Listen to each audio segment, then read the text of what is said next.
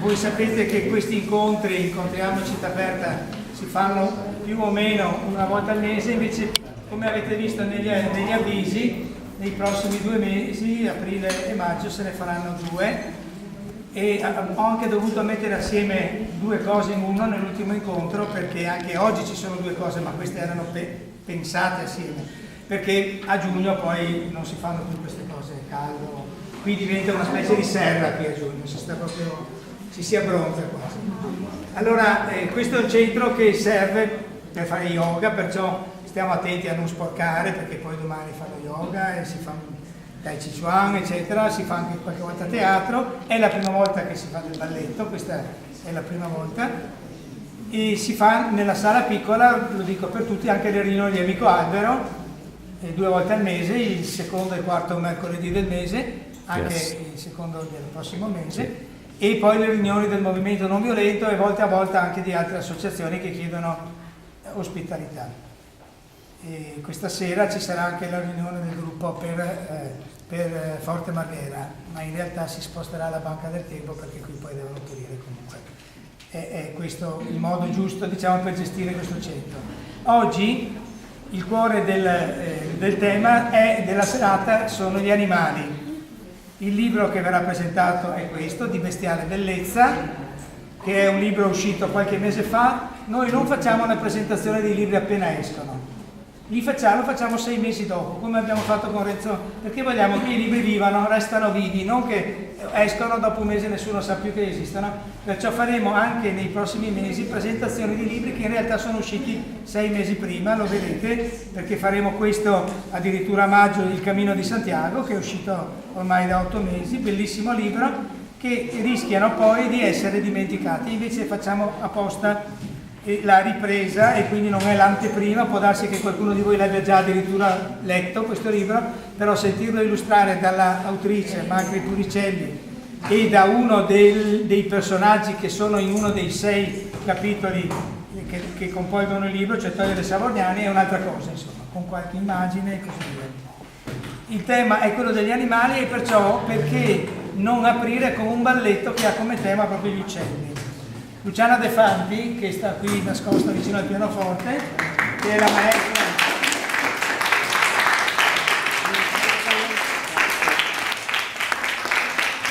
Che da anni, io quando ho nominato alla Sandra Bloilo Luciana De Fanti, dice la maestra di danza, cioè la maestra di danza, non una maestra di danza. È anche coreografa. E coreografa, esattamente. Anche da danzatrice. Esattamente. E sono anche un amante degli animali e della natura. Esattamente, dirige questo centro, ACAD, e però è anche, io l'ho conosciuta come gattara, è amica dei piccioni, un po', insomma, una cosa molto ruspante, ecco.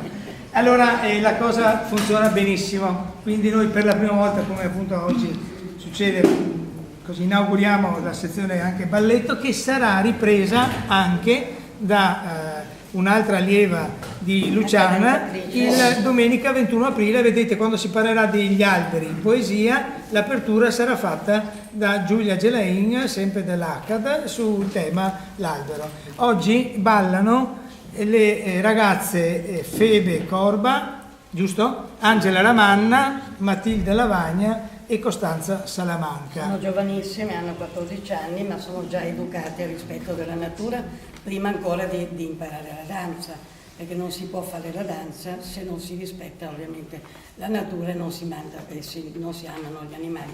Infatti a scuola da me la prima cosa che si incrociano sono 2 amici meravigliosi che ho da 18 anni e che fanno. L'altra sera sono venuti a rubare purtroppo a scuola da noi, e quando la polizia mi ha chiamato, ho detto: non mi interessa cosa hanno preso, mi dica solo se ci sono i gatti, perché per me era veramente. E allora si è messo a ridere il poliziotto, perché si vede che era un po' speciale il fatto che non mi dica quello che non importa, mi dica solo se ci sono. Pepe e Luigi si chiamano, ecco. Poi io do da mangiare alla colonia del Vega. Se vedete una di sera con la neve, la pioggia, sono io, che do da mangiare da circa 10 anni, a spese mie ovviamente, per fortuna, perché mi piace. Erano 21, purtroppo sono rimasti in 4, perché una parte siamo riusciti a spostarli al Lido, però forse li amavo di più se erano liberi, perché chiusi dentro Ecco. Quello che invece vedete questa sera, che è breve, 3 minuti e 40 secondi, l'ho creato, diciamo, da noi nel gergo della danza si dice montato, creato, perché mi sono arrabbiata contro Massimo Cacciarri. Lo dissi anche ai Goldoni quando fece lo spettacolo per i bimbi, ma non ho nessun problema, perché fece proprio il progo contro i colombi.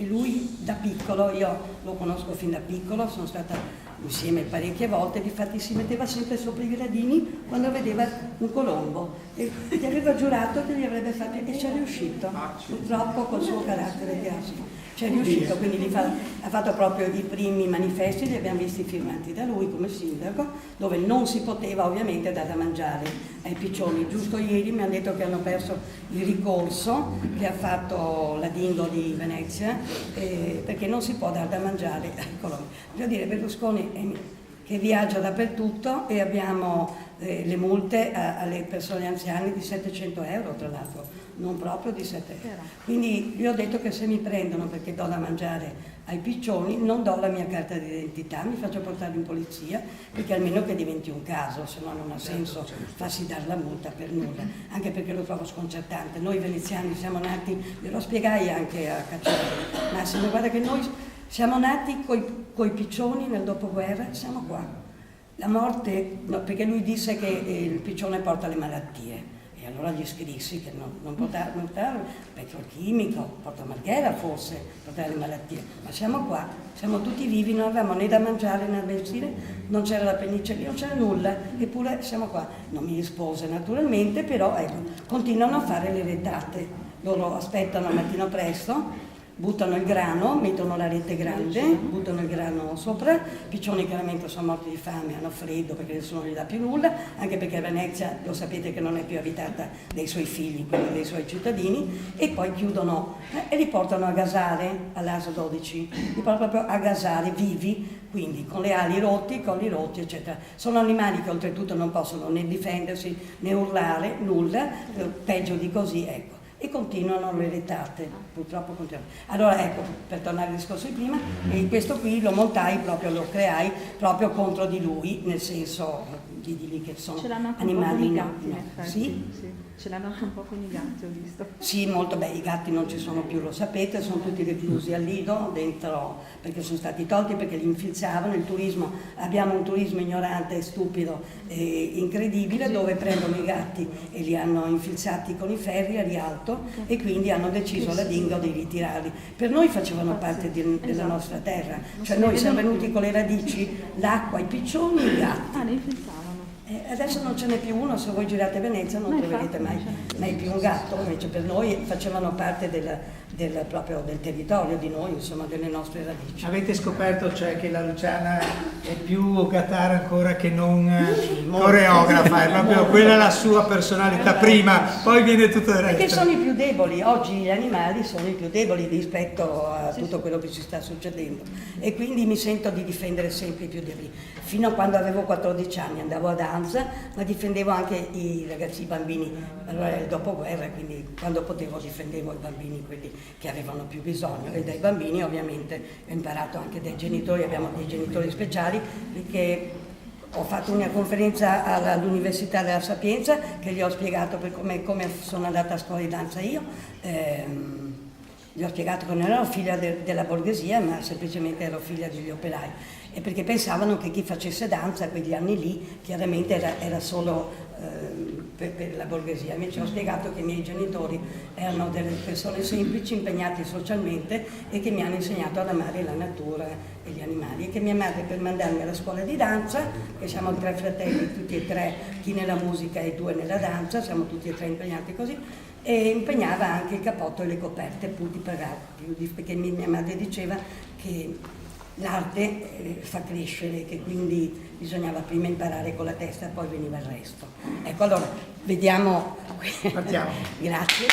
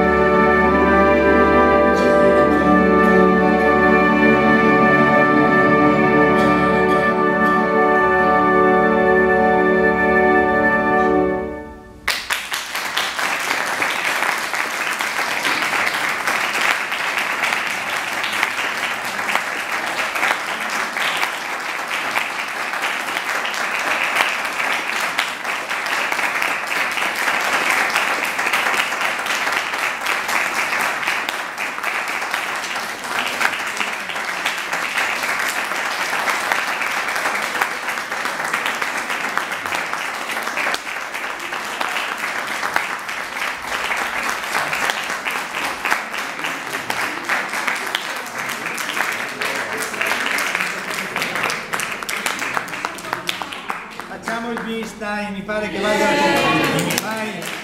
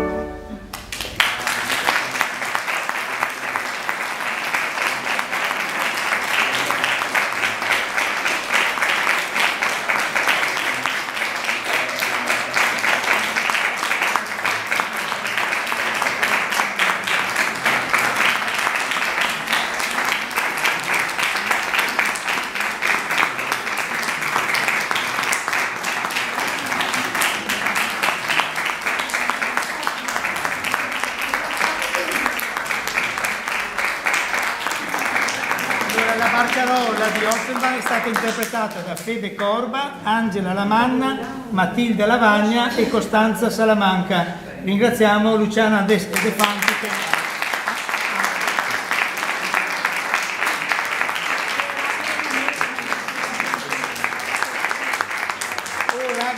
Per favore che lentamente con le sedie vi sistemiate in questo senso, perché apriamo e si può accendere la luce. Bravo, è duro, bestiale, che di solito è un'offesa, ma in questo caso invece è un complimento. Un libro uscito qualche mese fa, qualcuno forse ne avrà sentito già parlare, io spero molti. Ne abbiamo solo 4 copie qui, però alla Feltrinelli si trova. E uno è già venduto perché il signore si è già prenotato e questo libro, come si spiegherà, è fatto sulle province del Veneto, parla degli animali di 6 su 7 forse province del Veneto, aggiunge 7 me ne era sfuggito uno. E Toio è uno di questi animali, nel senso che si è trasformato in cervo e si è messo lì nel Cansiglio non sono ancora cresciute tutte le pagine, però un altro di questi animali è Marco Scapin e sta qui con voi, è di Feltre, anzi di Sereno forse. Pedavena, ecco. Su di lui Macri ha fatto una pagina intera sul Corriere del Veneto, qualche no? Sì? Diciamo, ma non è stata lei. Vabbè, comunque lui si intende molto di cavalli, di capre, di cosa c'è ancora? Molti tassi. È una valle dove abita, credo, ancora senza luce o sbaglio? O hai messo la luce? No, luce ce l'ho. Ma è fotovoltaico. Cosa c'è? Senza il telefono oppure il telefono ce l'hai? Io so che eri un po' così. C'ho la sorgente mia. Insomma è lì, abita in quella valle che si chiama Valle, come così? Valle di Faont. Faont, quindi fra Pedavena e la valle di Lamento. No, nel senso che se andate di lì potete forse trovarlo se c'è lui è un maestro di musica, vedete che la cetra e poi questi strumenti che non so come si chiamano poi, perché voi spiegarli prima perché poi tu suoni e non spieghi, spiegalo adesso. Questa è un'arpa celtica, di arpa celtica. Questo è un hammeret dulcimer, cioè un dulcimer martellato che si usa con 2 bacchette. Poi ho portato una ghironda, che è questo strumento qui, giusto un assaggio dei timbri per ciascun strumento, un organetto diatonico che è questa specie di fisarmonica con però fa note diverse a seconda che si apre o si chiude il mantice. E dopo non so se lo userò, comunque c'è una musette, c'è una cornamusa francese, insomma ci sarà da divertirsi, intercalare quello che fa quello che lo studio. Carmina Faggi, i canti dei Faggi, è un CD che è autoprodotto quasi, credo, o no? C'è una... Sì, no, abbiamo fatto un'autoproduzione, comunque tutte musiche. Che Marco ha portato per chi vuole approfittarne, anche questo a 10 euro. Ce ne sono 5 copie, qui 4 perché una la sto comprando io. Andiamo ancora. Ah, ne è ancora, benissimo.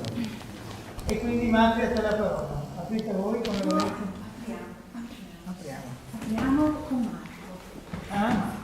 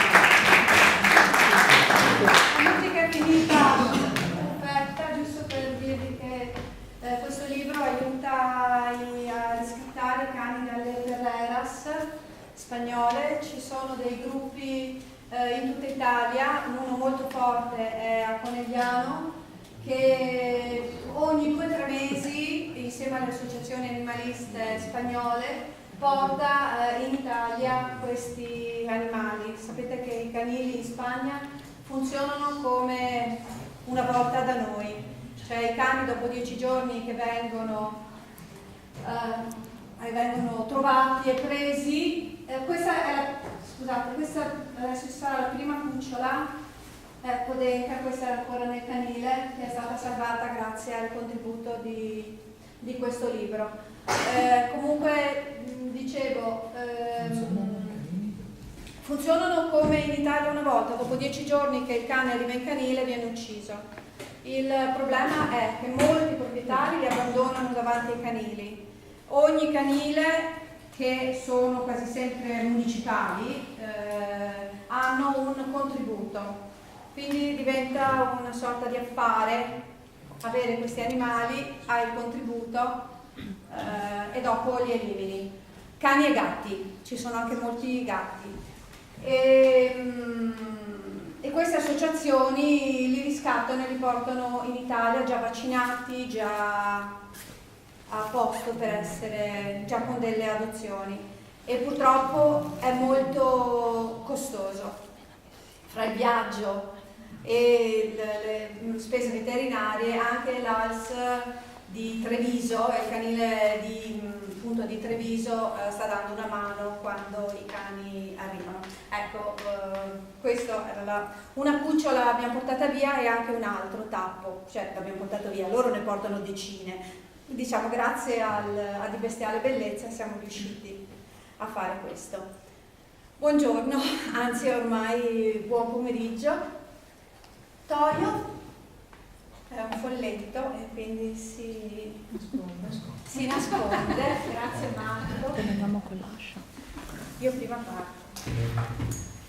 Solo un'interruzione, ma Danilo Mainardi è docente ancora di emerito, è in missione all'Università di Venezia. Non insegna, lui ha fatto la prefazione a questo libro, cioè non insegna più, lui abita ancora a Venezia, però è in missione. Sì, mi pare che lo chiamano docente emerito, tipo il Papa. Sì, esatto. Era quasi notte. La Valmenera stava andando a dormire, i cavalli bradi cercavano riposo, l'ultimo nato si preparava ad affrontare l'inverno e camminava a spavaldo.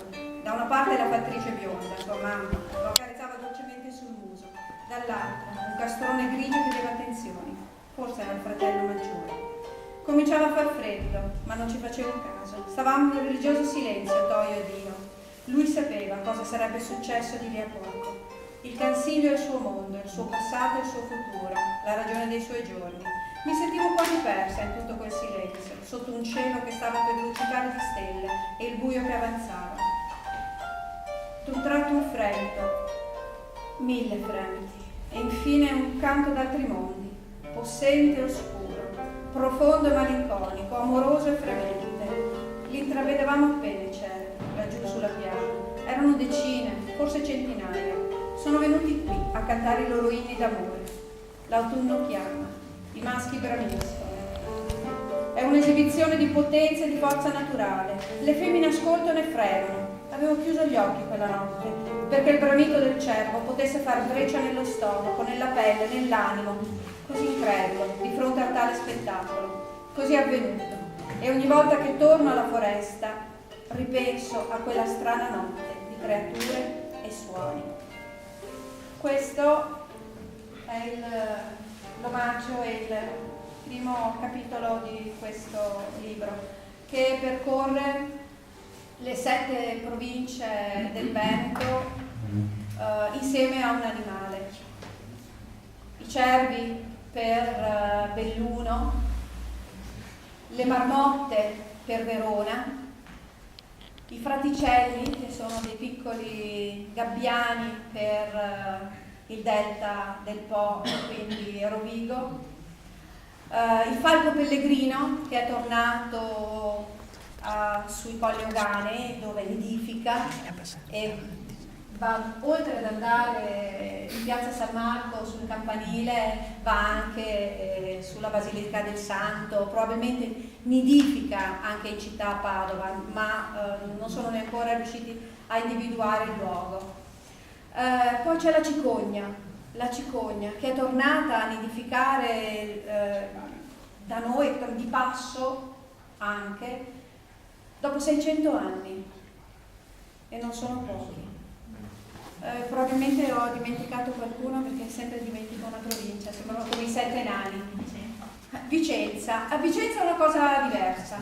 Vicenza, racconto, la più grande transumanza di questa regione. Sono 400-500 mucche che si mettono in cammino l'ultimo fine settimana di settembre e dalla piana di Marcesina scendono giù fino a Bressanvito. Sono mucche di maglia, quelle ancora che hanno la fortuna almeno di passare qualche estate serene e che vivono di più, sempre di più. Stiamo parlando almeno di 10 anni di più rispetto alle mucche da latte che stanno in stalla. Dicevo, sono 7 animali. Il mio desiderio era un desiderio di resistenza. Avevo bisogno di trovare dei luoghi e delle creature che mi potessero dire che non è finita, che anche questo luogo, anche questa regione,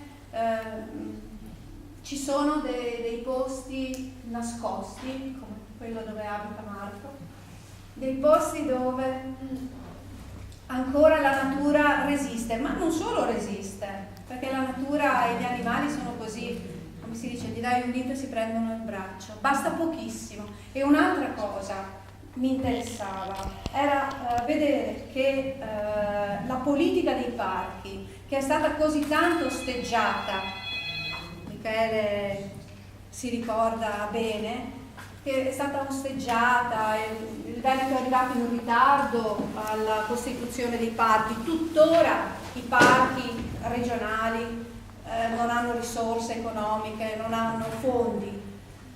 La politica dei parchi ha fatto qualcosa, perché è solo lì che si è salvato il paesaggio, là dove non si poteva cacciare, là dove non si è più costruito. Alla fine in quei luoghi la natura si è ripresa pian piano lo spazio. Guardate che il fatto che le cicogne siano tornate, ma non solo le cicogne, avete visto prima c'erano le gru che volavano sopra Venezia.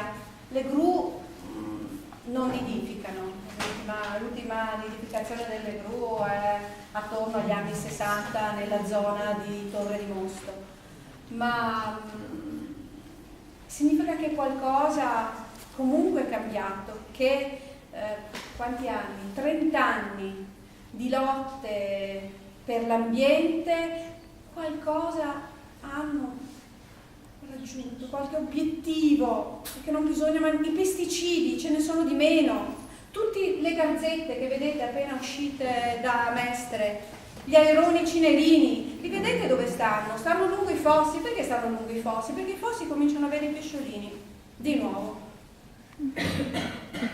E quindi loro possono tornare. Io, come dice un mio amico animalista, Michele Zanetti, dell'Associazione Naturalistica San Donatese, ho una visione antropocentrica della cosa, non sto proprio dalla parte degli animali, però forse la rivendico anche questa visione antropocentrica, perché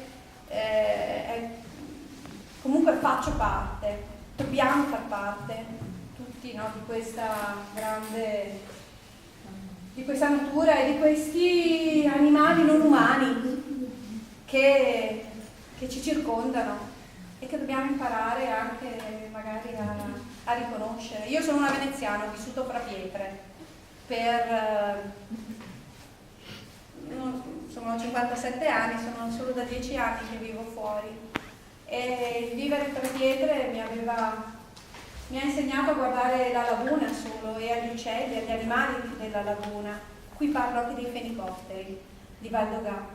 ma è uscire in campagna che mi ha dato la sensazione che le cose stavano cambiando. Sono osteggiate le volpi, il ritorno delle volpi così massiccio nelle campagne, per non parlare appunto di tutto il dibattito e la questione attorno ai cervi del Casilio. Basta, mi fermo perché sennò dopo...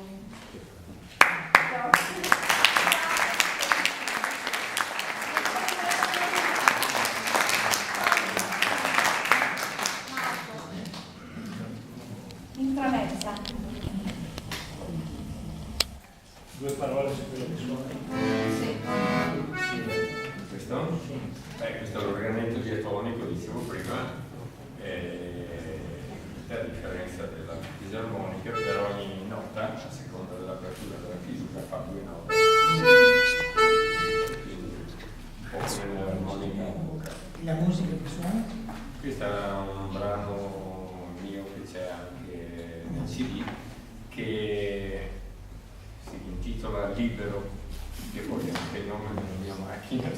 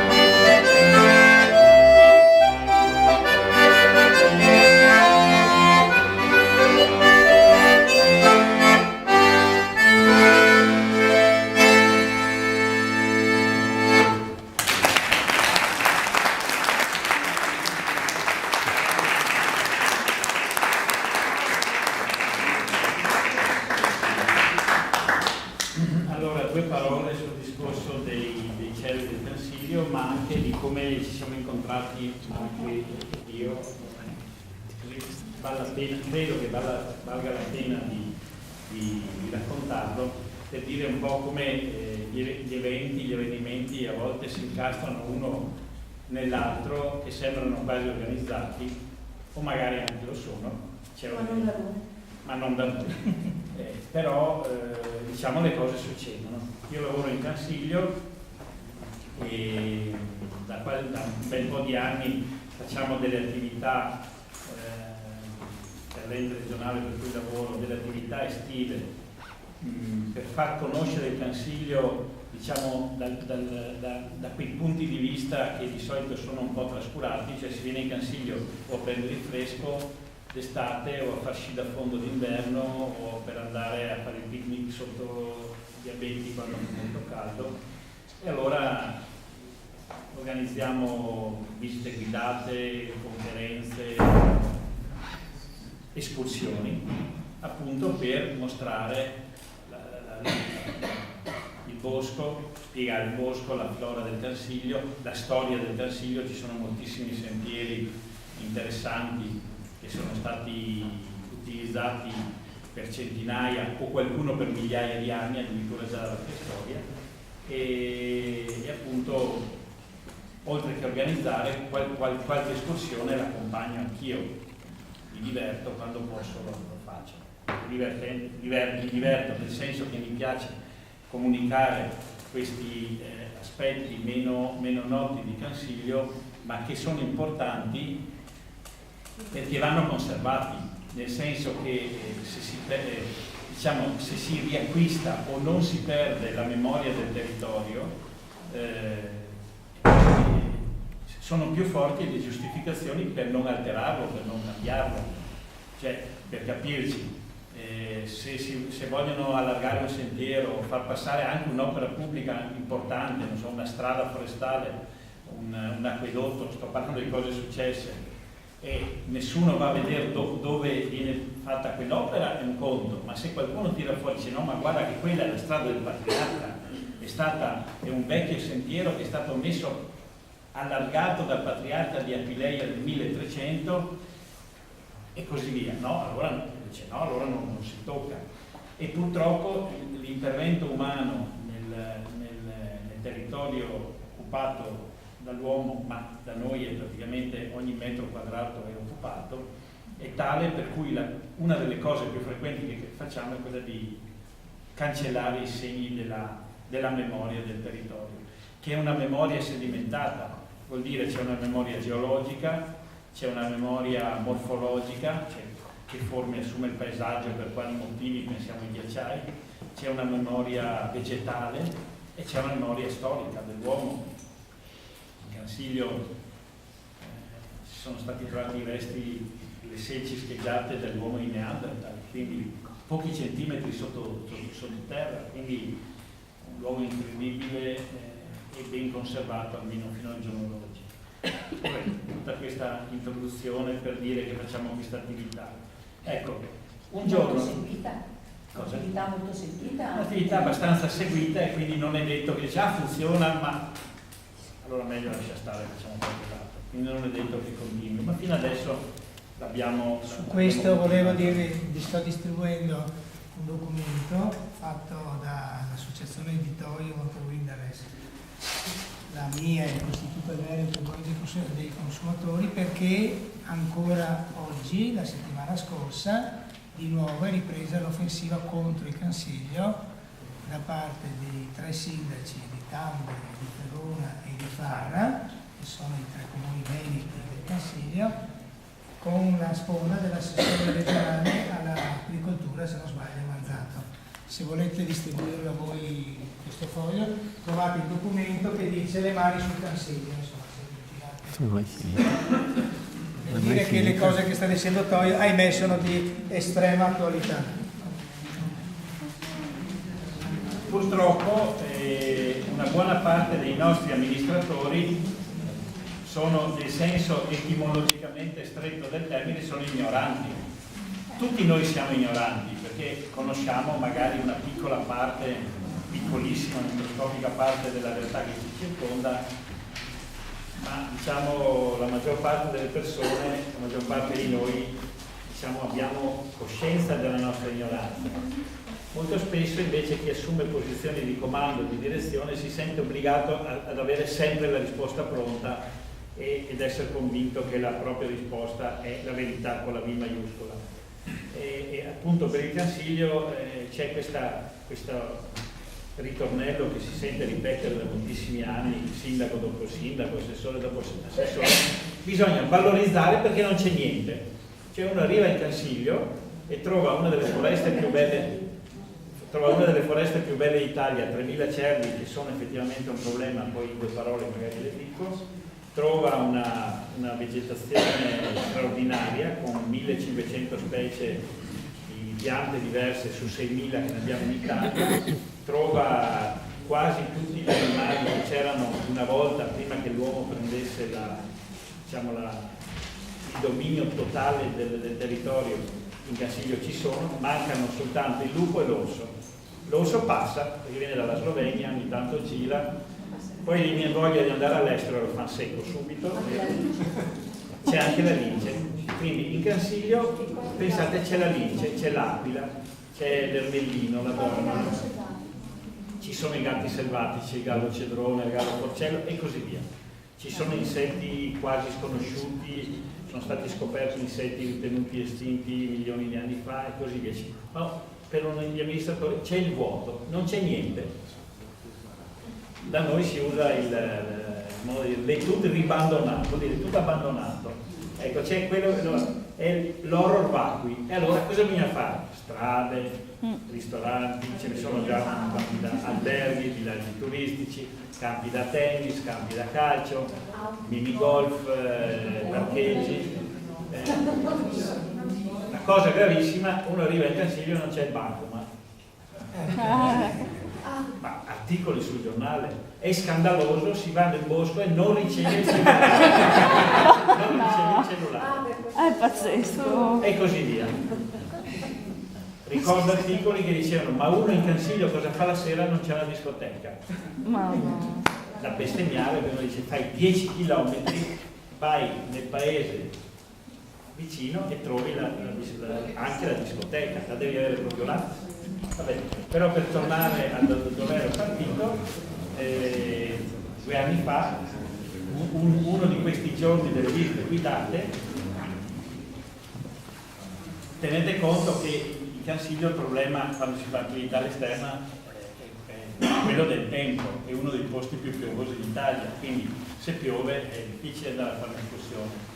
Quindi mi è capitato spesso che le escursioni fossero annullate a causa di brutto tempo. Quel giorno non c'era brutto tempo e si è presentata una sola persona. L'unica volta che è successo, lei. Però non mi ha raccontato che era una giornalista, mi ha fregato. E allora ho detto: vabbè, senti, star fuori dall'ufficio mi va benissimo, lo faccio appena posso, anche quando non potrei, ma insomma. E quindi ho detto: vabbè, mica devo raccontare che c'era una persona sola. Abbiamo fatto l'escursione, mi ha fatto una montagna di domande, ho detto: beh, no, meno male ogni tanto senza prendere appunti. Se uno comincia a prendere appunti dice: adesso mi spieghi perché prendi appunti. E appunto da questa escursione è nata la reciproca conoscenza, l'amicizia, poi si è presentata alla fine della giornata come giornalista. Ho detto: ma non è che abbia paura di dire la mia opinione, ma magari sei stato un po' più cauto, questo sì.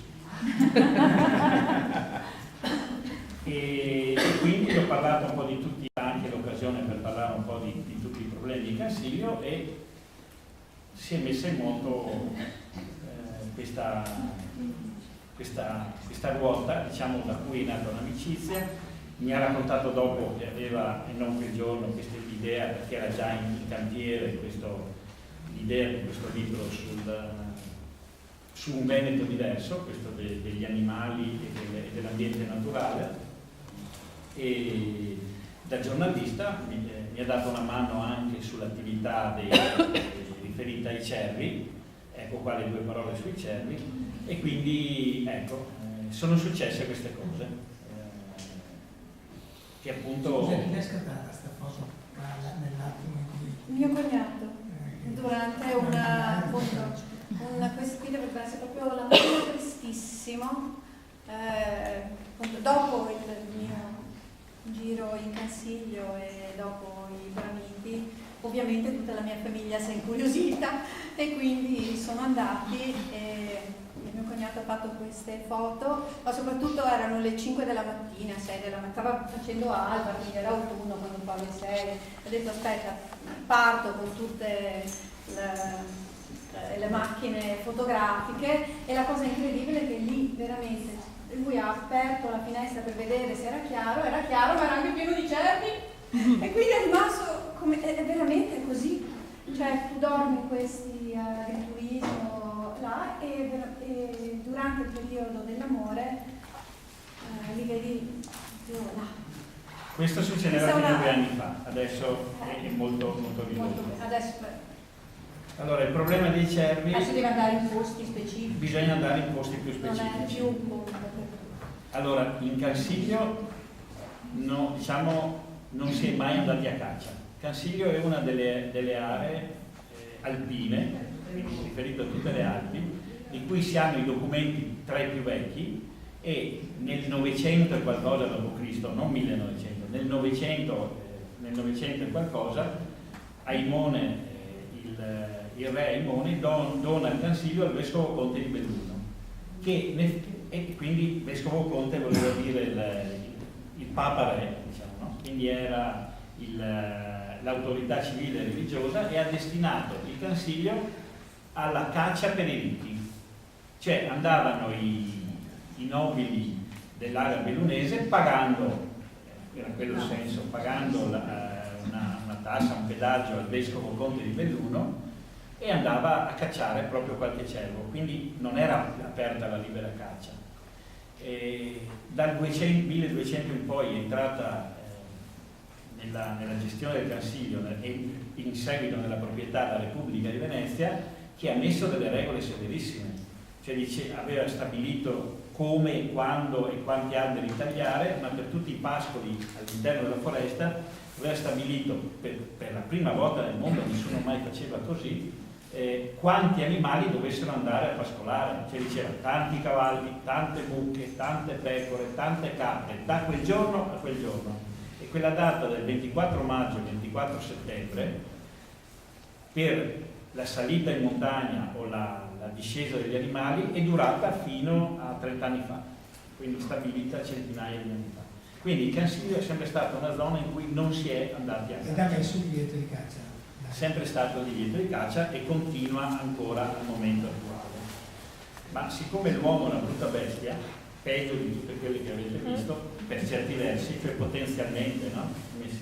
È a metà strada tra l'inferno e il paradiso, quindi può scegliere se andare di qua o di là, ma proprio per il fatto che la caccia è sempre stata vietata, uno dei sogni di tutti i cacciatori, di quelli della maggior parte, non di tutti i cacciatori che abitano attorno al Cansiglio, è quello di andare in Cansiglio a cacciare. E l'occasione è stata proprio l'aumento della popolazione di cervi. Cioè 50 anni fa, dopo la guerra, per capirci, cervi non ce n'erano nel Cansiglio, facevano parte di tutti quegli animali spariti nel corso dei secoli, o quasi, per via della fame. Cioè c'era fame veramente, quindi gli stambecchi che c'erano nel Settecento in cavallo, i cervi del Cansiglio, i caprioli, insomma tutta una serie di animali, l'orso e il lupo sono stati eliminati per paura, non c'erano più. Invece da un certo punto in poi, dall'inizio degli anni 90, c'era un recinto che teneva dentro cervi e daini, sono scappati, la faccio breve, se no dovrei parlare troppo, e hanno cominciato a ripopolare la foresta. Quindi da qualche decina, nel giro di una ventina d'anni, sono diventati qualche centinaio, adesso sono qualche migliaio. Ovviamente cosa è successo? Che subito i cacciatori si offrono sempre come salvatori della patria. Se c'è un problema della fauna lo risolviamo noi. Infatti cos'è che hanno fatto? Per esempio un po' di anni fa hanno liberato in Pedemontana, dalla parte friulana, i cinghiali ungheresi, quelli che arrivano a 2 quintali. Dopo 10 anni i cinghiali che hanno liberato loro sono diventati un flagello, perché sono animali furbi, intelligenti, organizzati, senza competitori, e adesso sono veramente una piaga, nel senso che si stanno espandendo in una maniera incredibile, e i cacciatori dicono li salviamo noi dei cinghiali, caccia libera 365 giorni all'anno. Poi si scappa qualche passa un altro animale O un altro cacciatore. A volte. E così hanno fatto anche per i cervi, cioè hanno lasciato che il problema si ingigantisse, cioè, hanno capito cosa stava succedendo, hanno capito che i cervi aumentavano di numero e hanno detto bene, veniamo, ma già ha cominciato più di 15 anni fa, veniamo a cacciare noi i cervi in Cansiglio, ci sono, gli animali sono cosa nostra. E gli è stato impedito di farlo. Purtroppo, diciamo, i cervi sono un problema, perché adesso sono diventati veramente tanti. Se avessero accettato, diciamo, è difficile dirla questa cosa, diciamo, per noi ambientalisti e con questa grandissima attenzione per gli animali, animalista non mi piace tanto la parola, ma la caccia fuori dal Cansiglio c'è, esiste. Sarebbe bastato che quando loro si sono accorti che aumentavano in maniera sospetta, chiamiamolo così, non ancora incontrollata, il numero di cervi, bastava aumentare il numero dei cervi che si potevano cacciare fuori dalla foresta.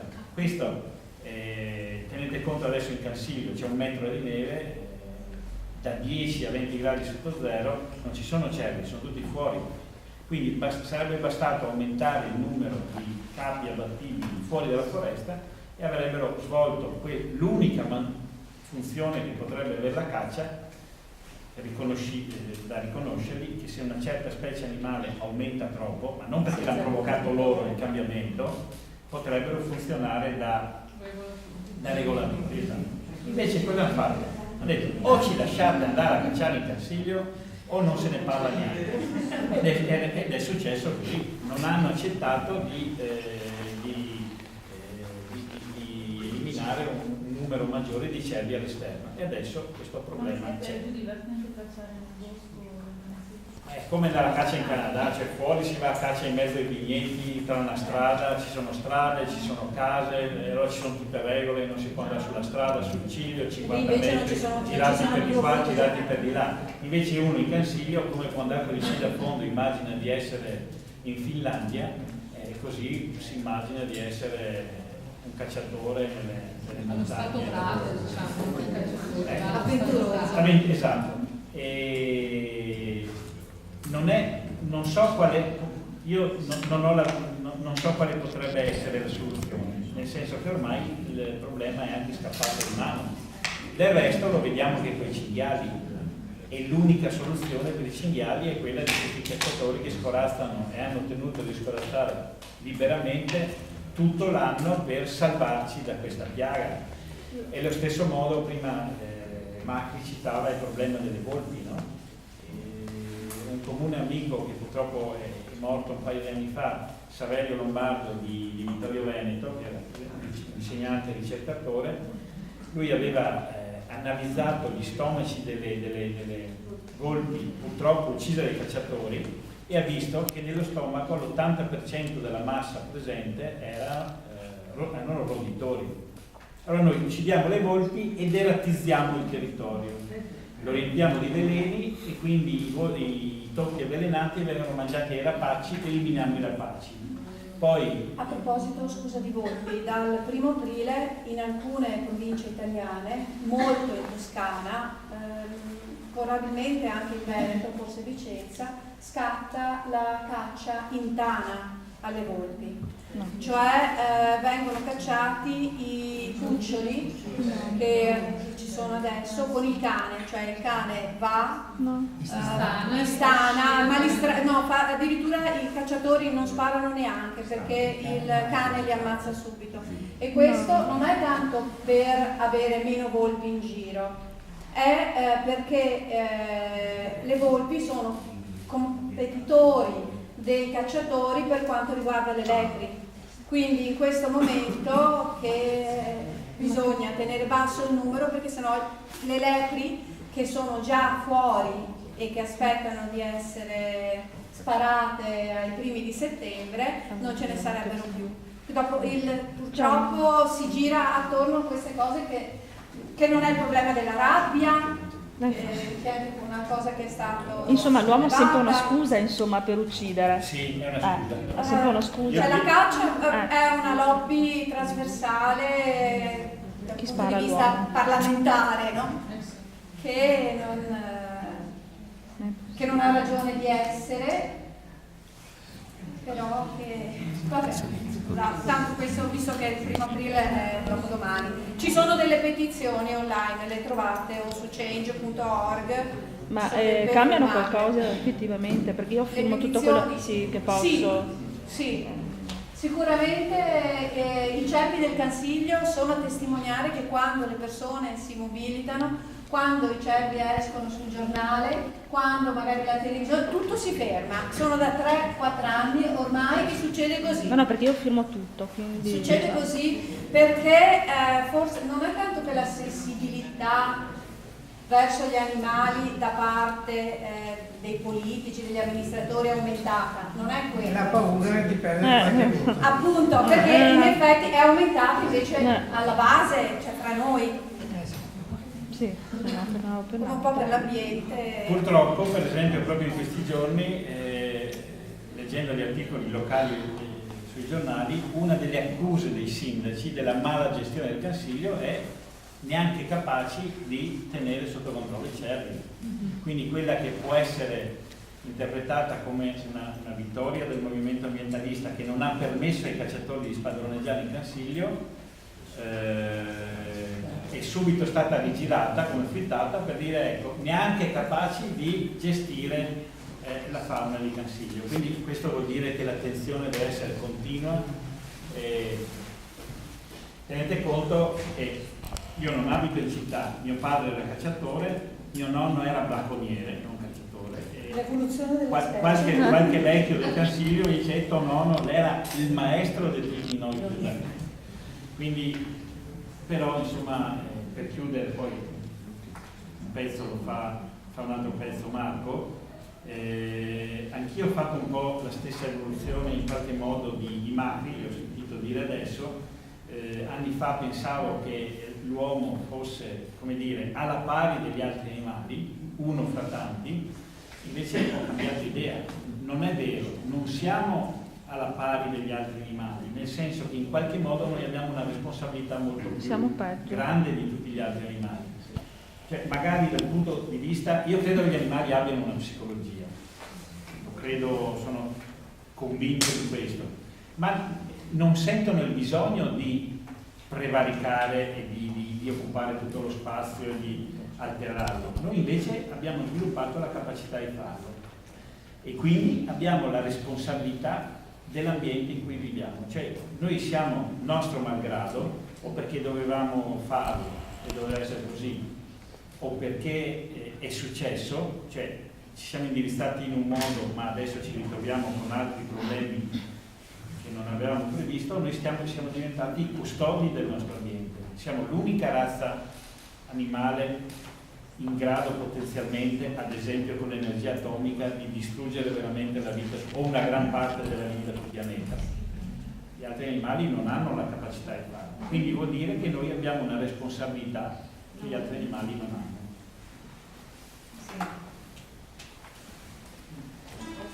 Dici cos'è Marco?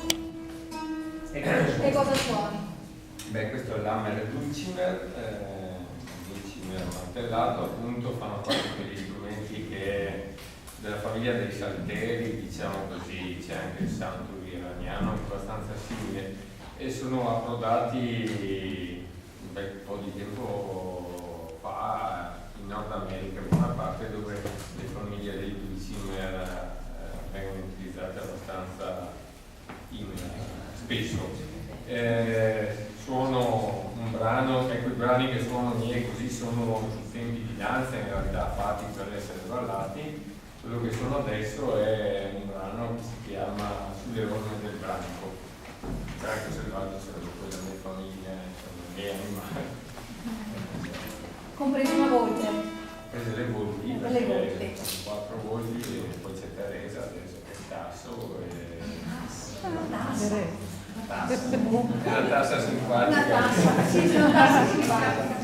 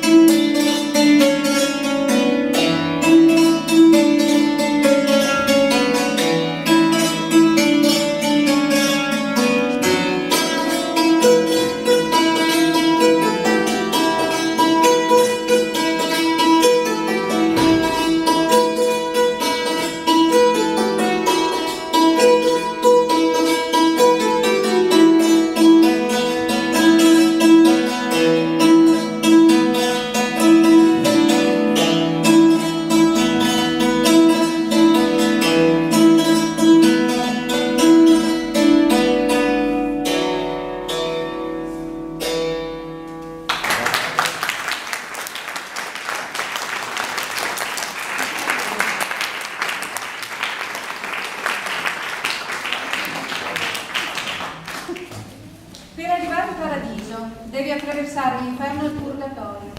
Con qualsiasi mezzo tu lo faccia sarà comunque penoso. Ti lascia alle spalle l'A4 che corre verso Milano e Venezia. Abbandoni la città dell'arena, guardi le colline, alle colline, ai monti, all'altrove con mille speranze.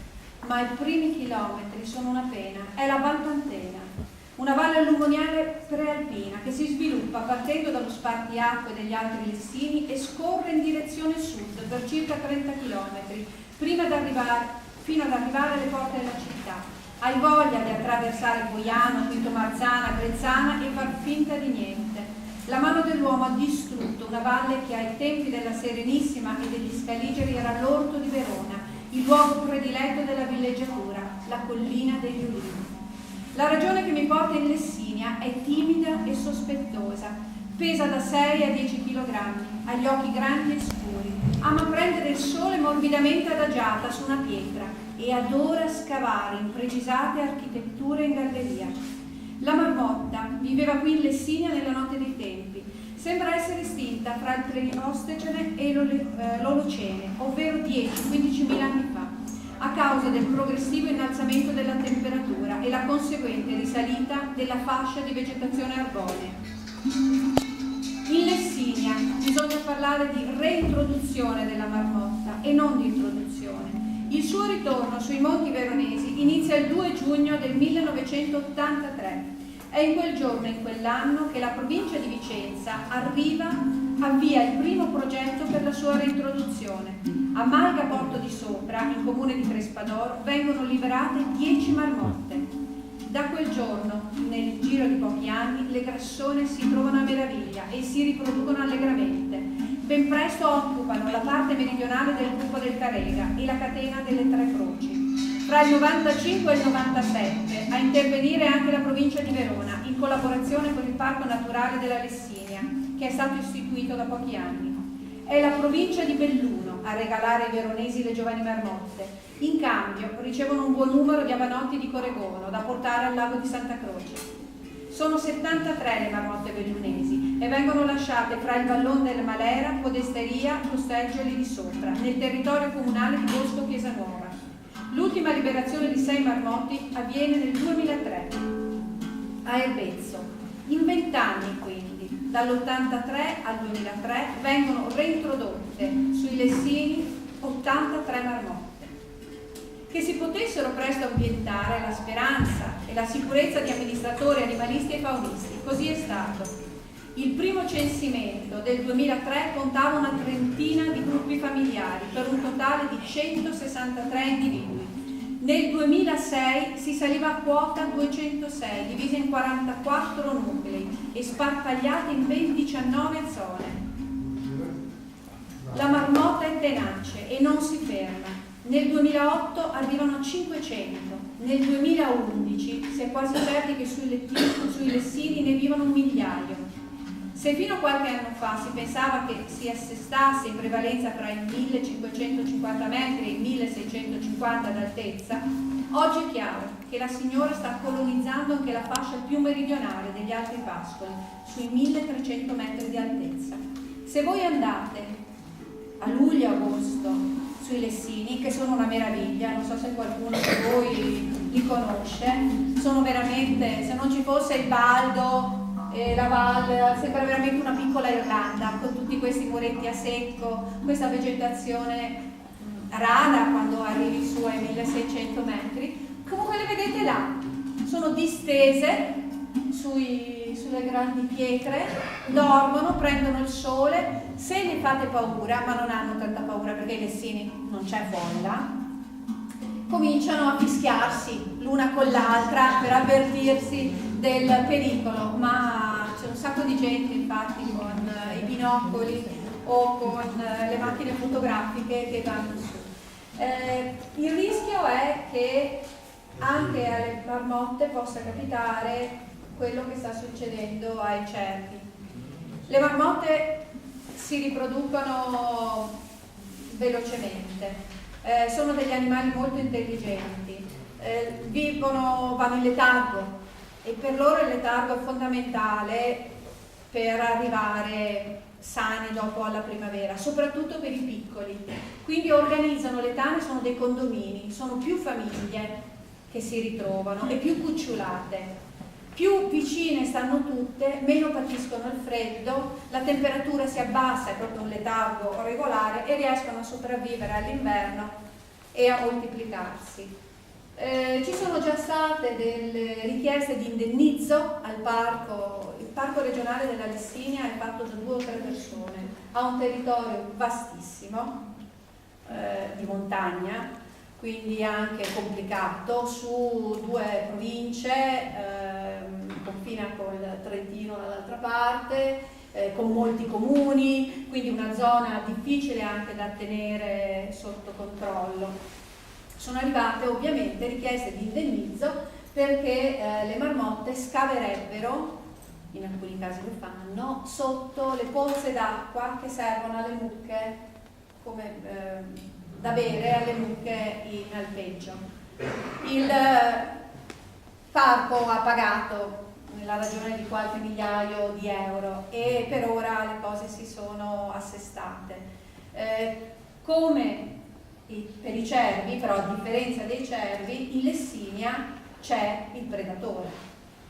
Voi avete letto che Slak, il lupo che veniva dalla Slovenia, è arrivato in Lessinia, lì si è fermato per tutto quest'inverno, è stato, tra virgolette, raggiunto da una femmina, mi pare, del ceppo appenninico, e quindi che hanno chiamato ovviamente Giulietta, ovvio, sì. E devo dire che a giorni i lupi, come i lupi vanno, la stagione degli amori inizia a febbraio, la gravidanza, la gestazione è come quella dei cani, quindi 60, 63, 65 giorni. C'è da pensare che ad aprile ci possano essere questa cucciolata. Sono monitorati con queste fototrappole, come le chiamano, per cui sono stati ripresi, avete forse letto anche sul giornale, e sono comunque molto osteggiati, non hanno fatto danni a differenza di Dino, l'orso, che sempre nel Vicentino, in Val Posina, aveva creato qualche problema a muli, capre, questo qua. E dopo deve aver fatto una brutta fine, l'orso Dino. Per ora i lupi, però anche qui vedete, se pensiamo che siamo una specie animale tra altre specie, cioè che non siamo gli unici a vivere su questo mondo, ma ci sono anche delle altre creature, dovremmo forse fare come facevano non i miei nonni che non stavano in Lessinia o in campagna, ma i nonni di molti, che alla sera gli animali venivano ricoverati, venivano protetti, e l'antagonista, il lupo in questo caso, potrebbe tenere sotto controllo la popolazione di marmotte, perché ci sono delle aquile ma non sono sufficienti, quindi sembra come il primo passo di una natura che era stata completamente senza equilibrio, che si rimette in moto, ma ci vogliono decenni, semmai, se non facciamo altri errori. Anche le marmotte possono essere, tra virgolette, dannose. Marco.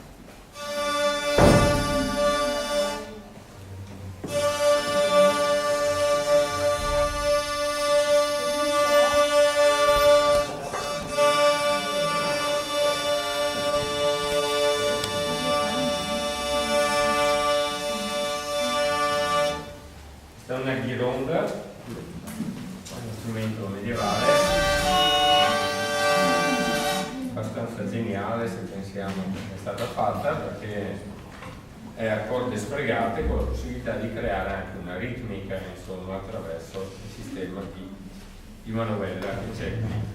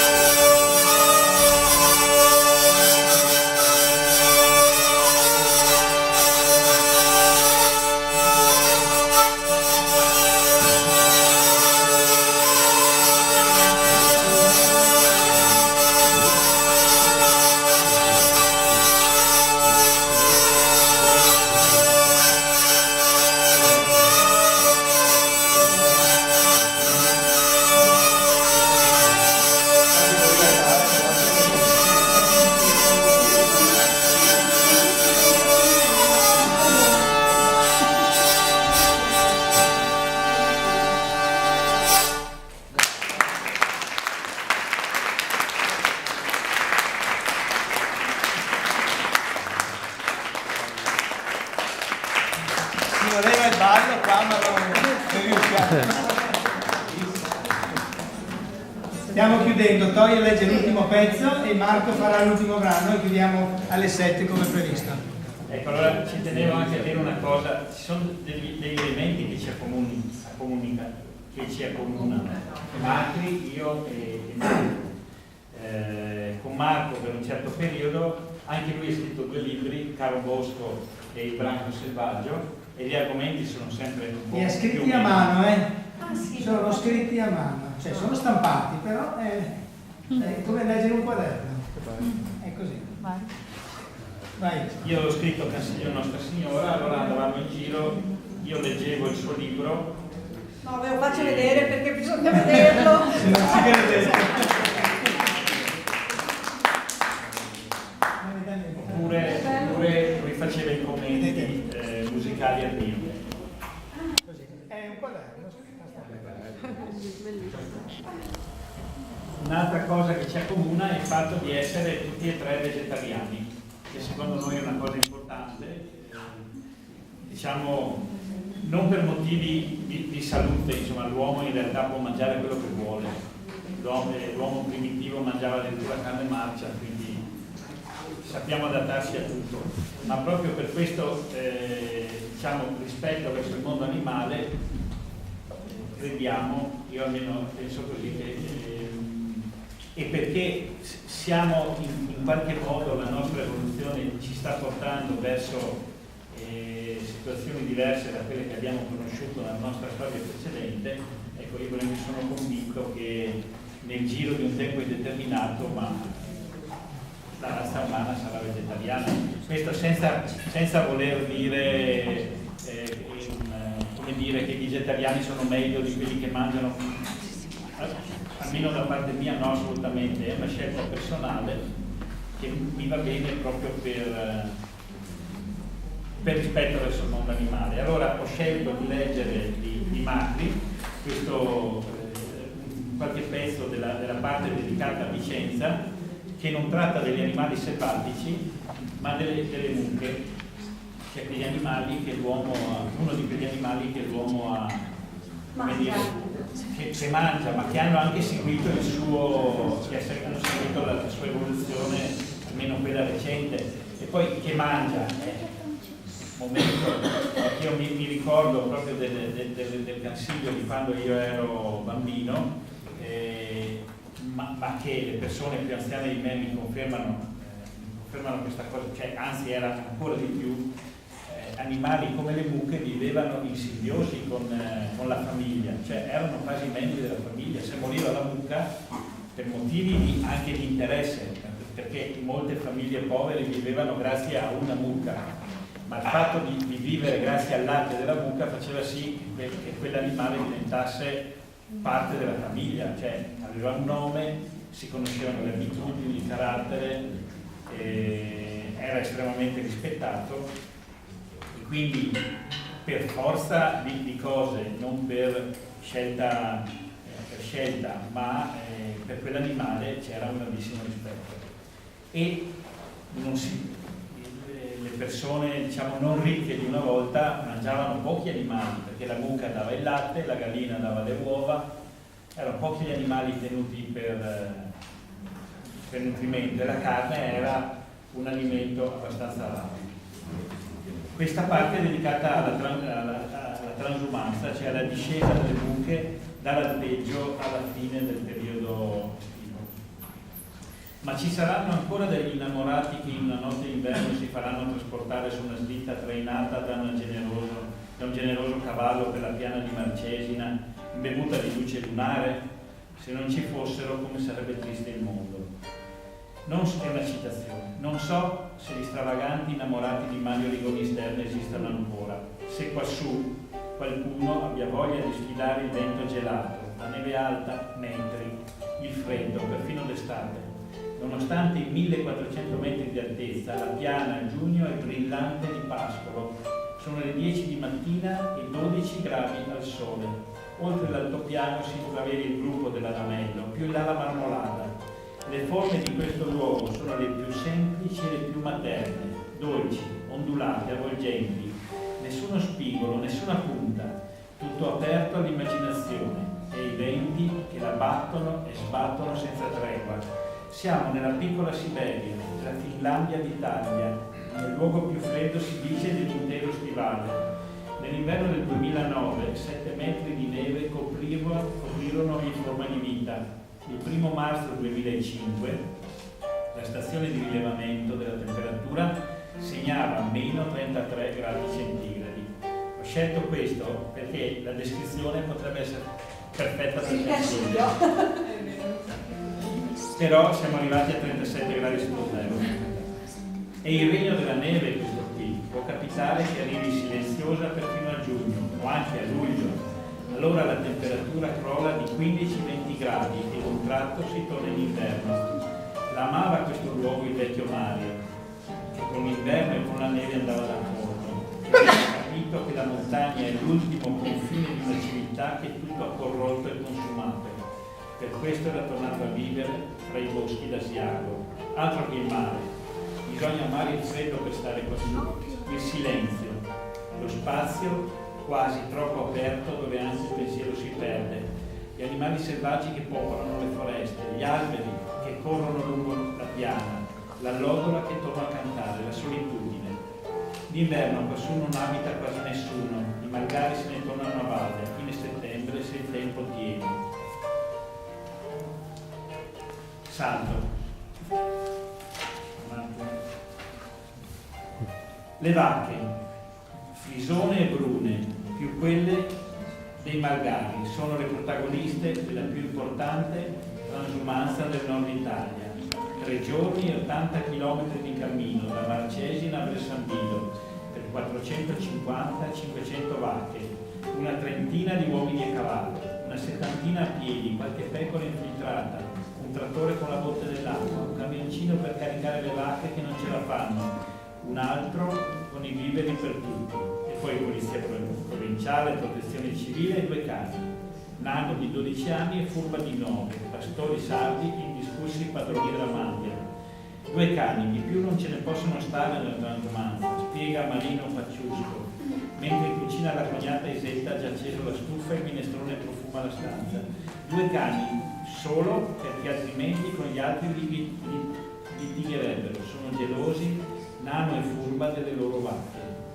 E da quando aveva 5 anni che Marino viene in Malga, non andava ancora a scuola e con gli zii già passava l'estate a Malga Scura, oltre il confine, in Trentino. Il padre restava a valle a badare ai campi, lui saliva in Malga a badare alle vacche.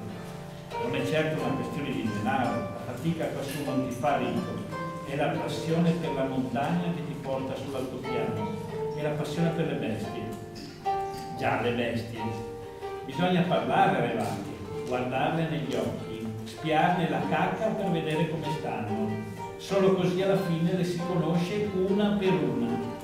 Perfino quelle che a 36 mesi sono già pronte per diventare carne da macello, colpa di qualche zoppia, qualche malanno che non le fa più produrre latte. Povere anime. A Marcesine stanno meglio che in stalla, meno sfruttate e più contente.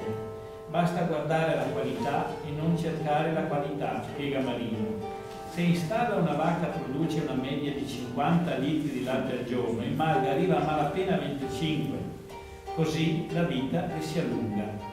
Alcune vacche hanno ormai 11-12 anni e stanno benone. Sono le cape indiscusse della mandria.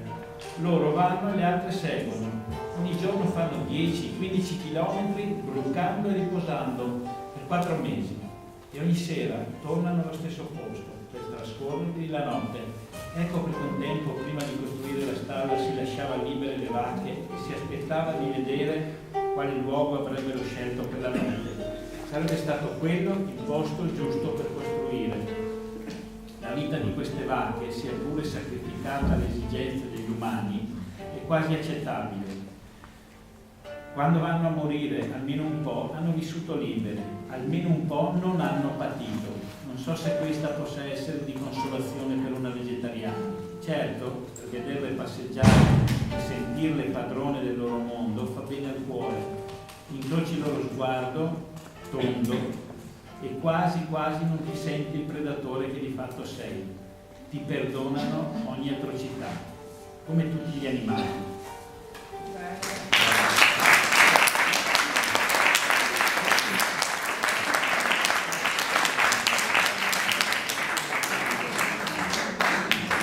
Concludiamo con Marco Stapì che fa l'ultimo brano con la cornamusa. Vi ricordo che il 7 aprile, cioè non domenica prossima che è Pasqua, auguri a tutti, ma l'altra domenica ci sarà qui Mattia Pantaleoni, che qualcuno di voi ha già ascoltato un mese fa parlare di agricoltura, ha parlato degli orti in casa, questa volta fa il discorso generale sull'agricoltura sinergica eccetera, e poi ogni 15 giorni, il 21 aprile ci sarà un reading qui di poesie sugli alberi, anche col balletto di Luciana Alefanti, e poi il 5 maggio ci sarà un grande incontro di agricoltori biologici, di gruppi di acquisto sulla questione del biologico chilometro zero, e finiremo il 19 maggio con 2 viaggi, uno a Santiago, il libro di Fiorenzo Zerbetto sui miracoli del Cammino di Santiago, e uno di Giovanna Vavolo e Carlo De Biasi in Palestina, un viaggio un po' drammatico sul muro eccetera, sulla questione della Palestina. Sono 4 appuntamenti. Chi non ha preso questo foglietto lo metto lì all'uscita e ve lo prendete. A voi Marco e conclude.